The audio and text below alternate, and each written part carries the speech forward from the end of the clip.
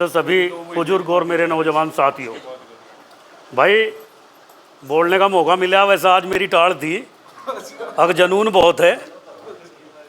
यहाँ सब पढ़ा लिखा वर्ग बैठा। मैं पूछना चाहूँ, कलम से क्या हासिल कराया इन्होंने आज तक? क्या हासिल कराया इन्होंने आज तक? मैं पूछना चाहूँ पढ़े लिखे समाज से, हैं? जो भी आज की तारीख में कश्मीर बिना कलम के गया, बांग्लादेश बिना कलम के गया, कहाँ गया कलम इनका? बिहार का एक मंत्री गुंठा टेक, 3 IAS उसके सचिव हैं, कहाँ गया कलम वो? देखो, ये भ्रमित ना करो हमारे युवा वर्ग को, इन्हें नपुंसक ना बनाओ बिल्कुल भी। और कलम कलम एक बात बताओ, कलम कहाँ सी? 80% लड़का हमारा परसेंटेज नंबर लेकर वो घर बैठा, 45% आरक्षण वाला जो है उसके बारे में आवाज उठाओ, जो उठाने की है। उसे एक बात नहीं कहते आरक्षण खत्म करा जा, हैं? उसे नहीं कहने के, इसे कहेंगे कलम को। कितने लड़के मेरे रोजगार मिल रहा बता दो। और रही बात कलम की, यह कलम की ताकत नहीं थी जो महाराणा प्रताप की मूर्ति बड़गांव में धरी गई, या डंडे की और तलवार की ताकत थी। कलम लियो फिर हो जाते तुम, इबलोनी धरी जाती वह मूर्ति, हैं?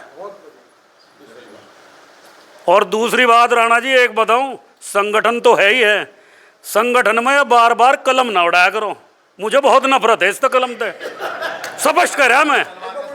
देखती आंखों आपके सामने इतनी घटना घट रही, जिसे रामजी लाल सुमन कहे ना, वो रहमतुल्लाह सना है। रामलाल सुमन नहीं है, वो रहमतुल्लाह सनम है। सही मायने में उसका DNA टेस्ट कराया जा, वो एक मुसलमान की औलाद है, चाहे DNA टेस्ट करा लो। मीडिया के द्वारा ये कहना चाहूँ कि ये आवाज़ मेरी वहाँ तक जा, उसके रहमतुल्लाह के पास तक, जो उनसा रामजी लाल है। और हमारे उन आदमियों की सबसे बड़ी कमी यह है, अब जो संसद में बैठे मेरे बिरादरी के लोग, साड़े को पकड़ कर वहीं तोड़ते। सबसे बड़ी कमी उनकी यह है। आगे आने वाले टाइम में 2027 में चाहे विधानसभा का चुनाव हो या उससे अगला लोकसभा का हो, सबसे पहला पर्सन अपने आने वाले भावी विधायक से पूछो, हमारे समाज के लिए क्या करोगे आप, क्या हमें दोगे? जय महाराणा प्रताप। तू कहते हैं माफी नहीं मांगने, मतलब माफी मांगने को तैयार नहीं है। तुम कूदते फिर अपने आप ही और कहना भाई साहब का कलम की ताकत धरी रह जाएगी। वो तो योगी बैठा, तुम घर जाके दिखाते उसके। अगर योगी पावर में ना होता तुम उस घर जाके दिखा देते। भाई साहब ने जो बीड़ा उठा रखा बहुत बढ़िया है, हमें इनके साथ जुड़ना चाहिए। बिना संगठन के आप कहीं कुछ नहीं कर सकते।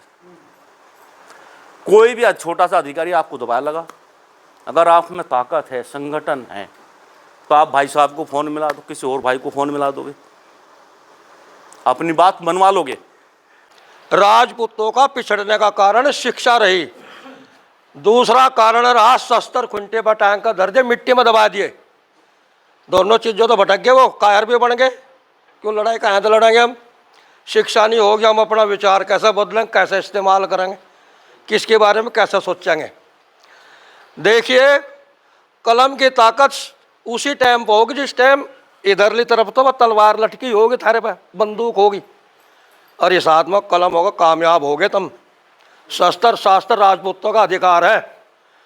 रामचंद्र जी कितने विद्वान थे, कृष्ण जी कितने विद्वान थे, भीष्म जी कितने विद्वान थे, और इब्जा कलयुग में जो महाराणा प्रताप बहुत अखंड विद्वान था, जो मुगलों से युद्ध करता था। शिवाजी मराठा कितना विद्वान था। कलम कलम के भरोसे भाइयों काम नहीं चलने का। दूसरी बात, अपनी ताकत को पहचानो। हाथी के अगर दोनों कान काट दो तुम, वो अपने शरीर हृदय को, अपने ताकत को पहचान लगा, क्या हूँ मैं, है कि नहीं बात? या अगर तुम शस्त्र शास्त्र का ध्यान नहीं रखोगे तो आपका कामयाब होना बहुत मुश्किल है। एक ड्रेस बनाओ अपनी,